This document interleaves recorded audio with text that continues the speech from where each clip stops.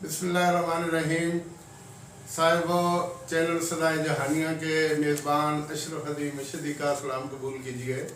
साहिबो मैं वक्तन मुख्तलिफ इलाकों की मालूमात आपके गोश गुजार करता रहता हूँ। आज मैं कबीर वाला की बस्ती सलारवन 9 और गवर्नमेंट हाई स्कूल सलारवन 9 के हवाले से थोड़ी सी मालूमात आपके गोश गुजार कर रहा हूँ और साथ साथ वहाँ के लोगों के रहन सहन, रिवाज और उनके तौर तरीक़ों के हवाले से मैं आपको आगाह कर रहा हूँ। साहिबो हुआ यूँ कि मैं गवर्नमेंट इस्लामी डिग्री कॉलेज खानेवाल में 4th ईयर का तालिब इल्म था। ये 1987 की बात है। भाई मोहम्मद असलम मरहूम जो मुझसे बड़े थे, उनके बतौर अरबी टीचर आर्डर गवर्नमेंट हाई स्कूल सलारवान और कबीरवाला में हो गए। तो ये कबीरवाला से बहुत दूर कुकड़टा, फिर आगे बस्ती सलारवन 9, फिर आगे शुजाबाद जाने वाली नहर गुजरती है, उससे अगली तरफ ये नवाबपुर बंद के करीब स्कूल पड़ता है।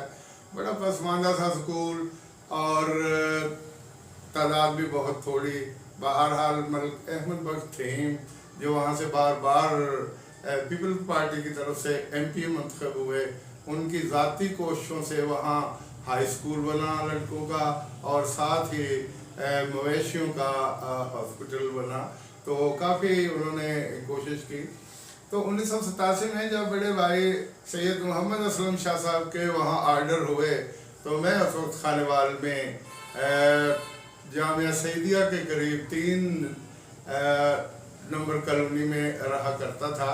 तो वो रात हमारे पास ठहरे और सुबह कबीरवाला गए और वहाँ से वो बस पे सवार होके बस्ती सलारवन और फिर आगे गए। तो उन्हें कोशिश के बावजूद वो सुकून ना मिल सका और वो वापस हमारे पास फिर आ गए। तो फिर मैंने कहा कि कल हम इंशाल्लाह दोनों इकट्ठे चलेंगे। उस तरफ जाने वाली जो बसें होती थी वो खटारा सी बसें होती थी। जिस बस में हम सवार थे उसके दरमियान में से धुआं निकल रहा था। आगे वाली सवारियां हमें नज़र नहीं आ रही थी और पीछे जो हम बैठे थे वो मेरा ख्याल अगली तरफ बैठी हुई सवारियों को नज़र नहीं आ रही थी। हम कबीरवाला, कुकड़टा, नवा शहर और फिर आगे बस्ती सलारवन जाके उतरे और वहाँ से हमने पूछा कि कोई सवारी उस तरफ जाती है।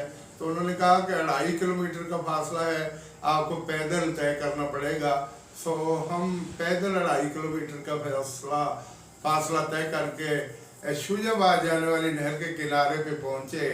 तो वहाँ पुल नहीं था, पुल ज़रा दूर था। तो वहाँ एक कश्ती थी जो नहर के दोनों तरफ बड़े बड़े गार्डर ठोंक के ज़मीन में वो व्यवस्थ किए हुए थे। एक तार उसके साथ व्यवस्थ की हुई थी और एक अपना जंजीर और वो कुंडा सा था, उसकी मदद से वो कश्ती इस तरफ से उधर जाती और उधर से इधर आती। उसको अपनी मकामी ज़ुबान में वो कोंटा बोलते थे और यही सफ़र का ज़रिया था। नहर काफ़ी गहरी थी, 20 या 25 फुट गहरी थी और लोग जो वहाँ से आते थे वो उस कोंटे की मदद से सवार होते। वहाँ की तो ख़वातीन भी बड़ी माहिर थी।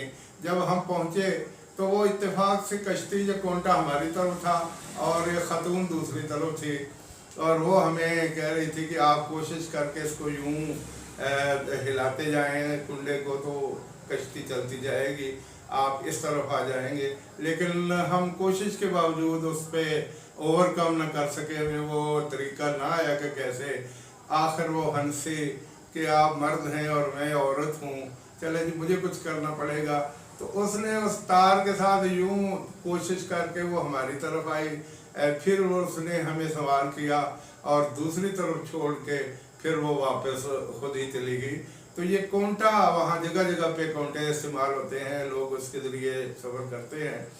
हम जब गवर्नमेंट हाई स्कूल सलारवन 9 पहुँचे तो वहाँ के हेड मास्टर मार मंजूर अहमद नाइज बड़े चाहत से मिले कि शुक्र है कि हमारे यहाँ एक अरबी टीचर आया।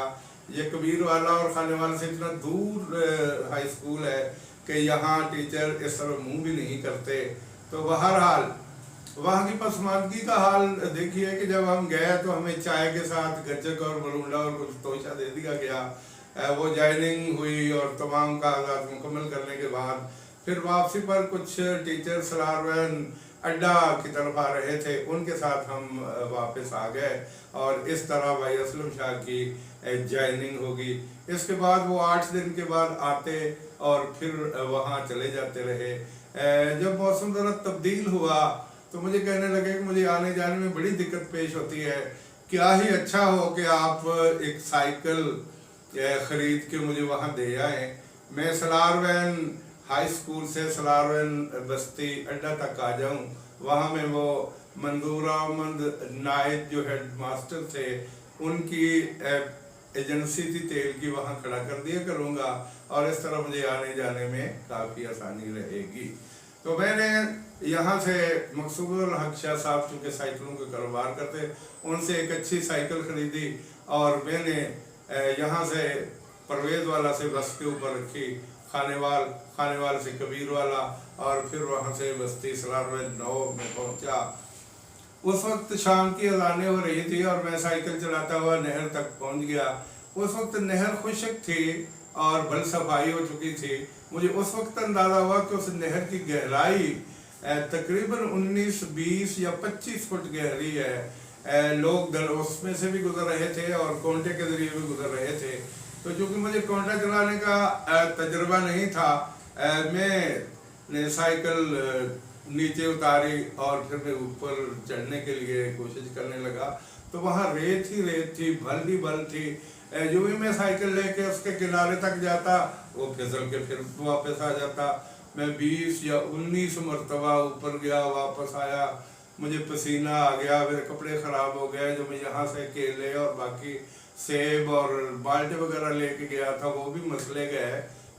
शुक्र खुदा का कि 22वीं कोशिश में मैं किनारे लगा और मैं जब स्कूल पहुँचा तो भाई साहब मुझे पहले चले हुए थे, वो कबीर वाला में किसी दोस्त के पास ठहर गए और उन्होंने मुझे फ़ोन किया था, बल्कि पैगाम भेजा था कि मेरे साथ एक तो गुलाम सहन मुलाजिम रहता है और एक वेटरनरी डॉक्टर सैफुल्ला रहते हैं, आप उनके साथ जाके मिलिए।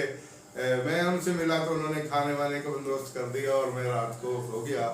सुबह भाई साहब पहुंच गए और वो सारा दिन मैंने वहाँ सोकर अपनी वो थकावट उतारी और फिर मैं वहाँ से चल दिया। तो इस तरह भाई साहब वहाँ तकरीबन 3.5 साल तक रहे और वो उस इलाके के बड़े खूबसूरत वाक़यात सुनाते।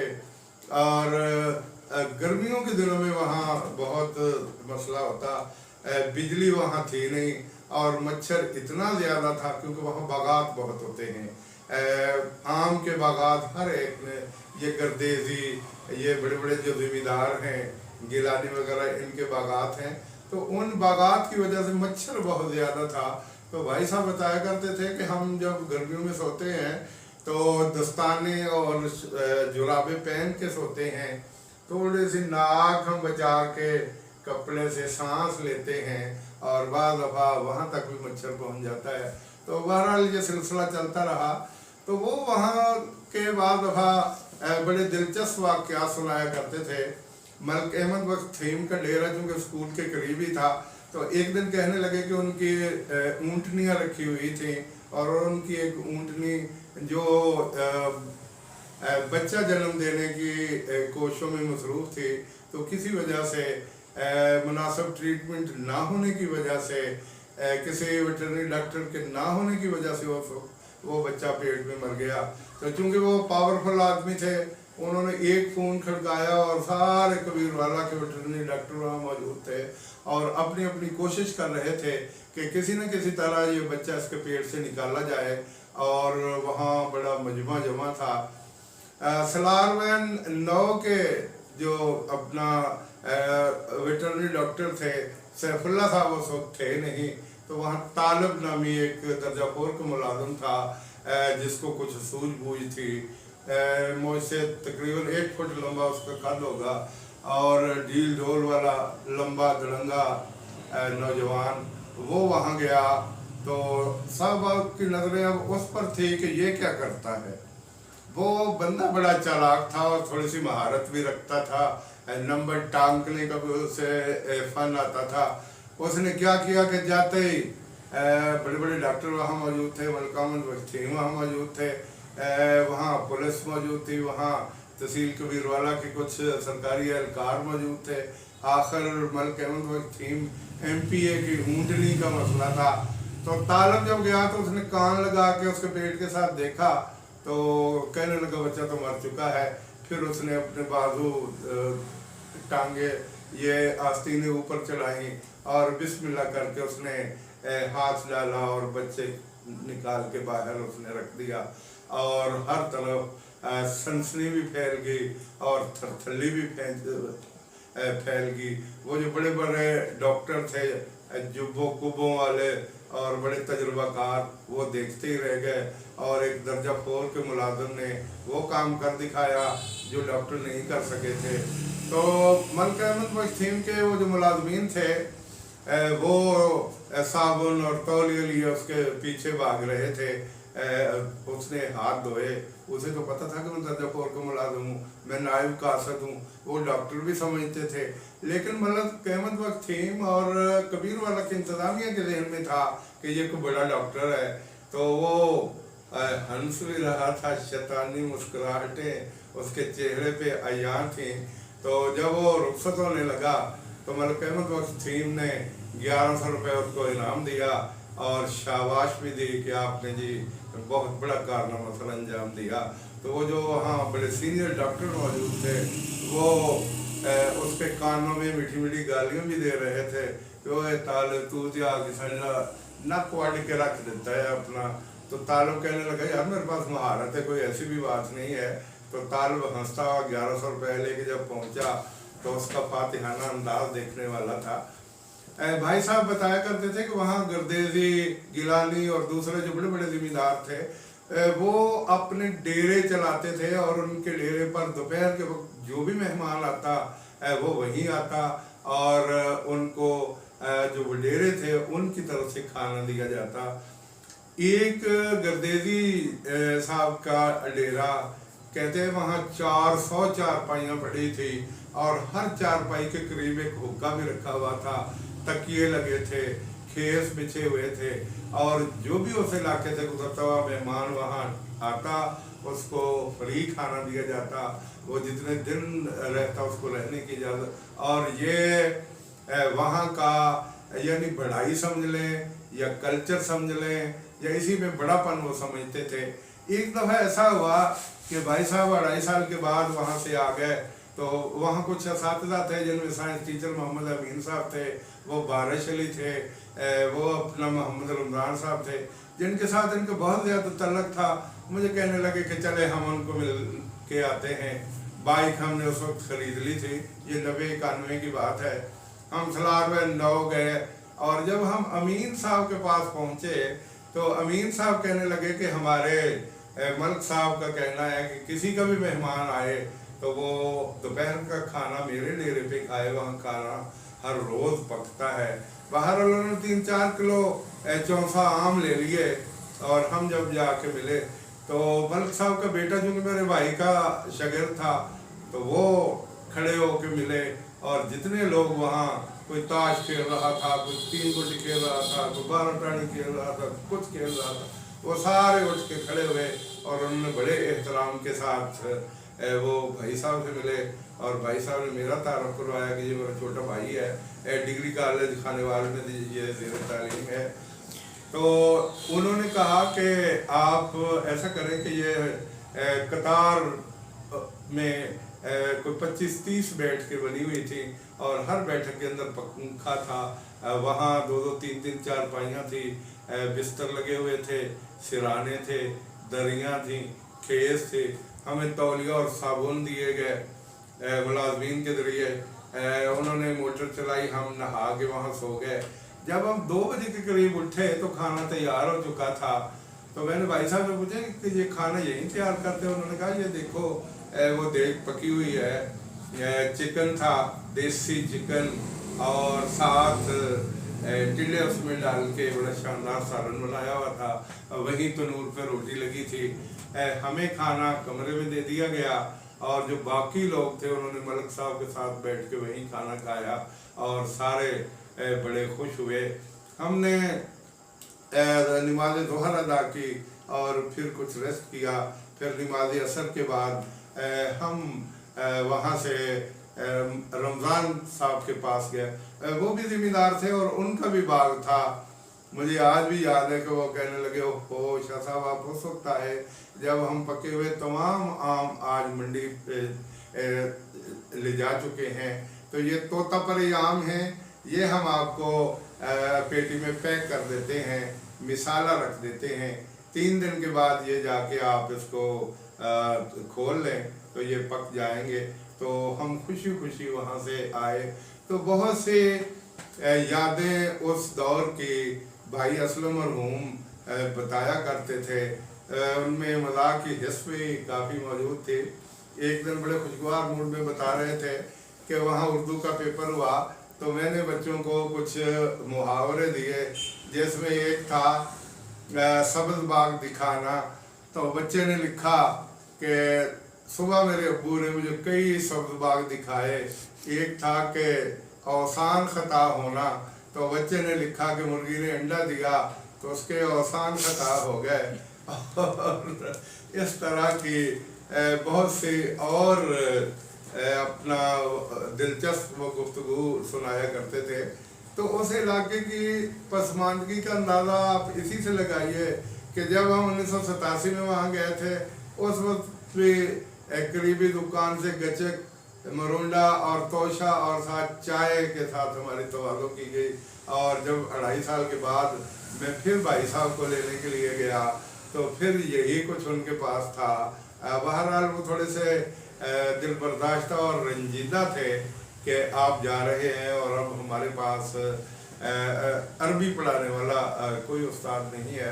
बाद में भाई साहब को उनसे रब्ता रहा, अपने हेड मास्टर नाइच साहब, मंजूर अहमद नाइच साहब के साथ, रमज़ान साहब के साथ, मोहम्मद अमीन साहब के साथ, बारिश अली थे, कुछ और असातिज़ा थे, तो उनका रब्ता उनसे रहता रहा।